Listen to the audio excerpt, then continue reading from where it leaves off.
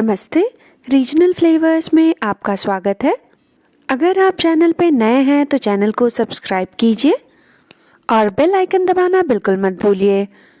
आज हम बनाने वाले हैं आलू बैंगन पालक की बहुत ही मज़ेदार सब्जी।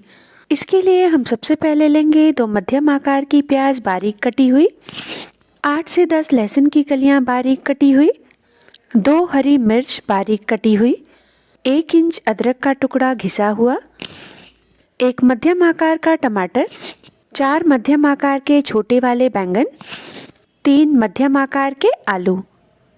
अब हम एक लोहे की कढ़ाई में डालेंगे 1/4 कप सरसों का तेल और उसे गर्म कर लेंगे।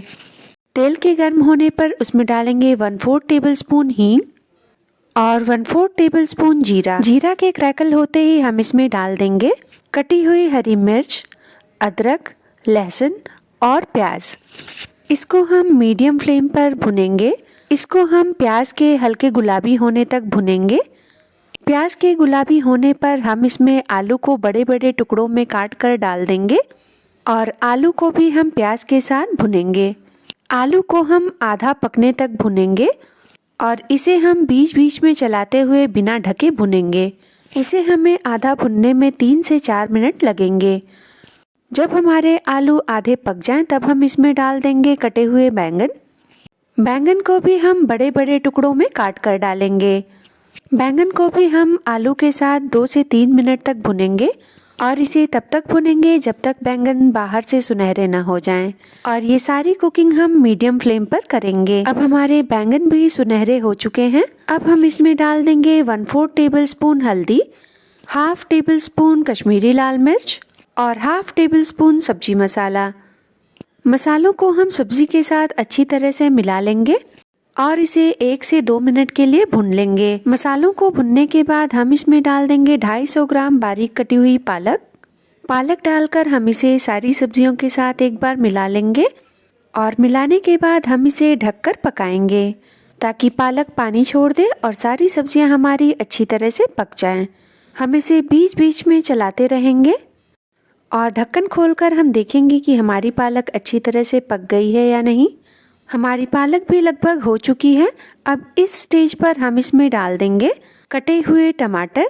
टमाटर डालने से इस सब्जी का स्वाद बहुत ही अच्छा आता है और स्वादानुसार नमक।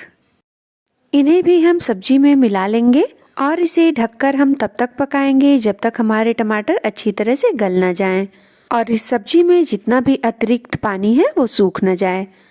अब हम इसे ढककर लगभग 2 से 3 मिनट तक पकाएंगे। अब इसे ढककर पकते हुए 3 मिनट हो चुके हैं और ये देखिए हमारी सब्जी बिल्कुल बनकर तैयार है।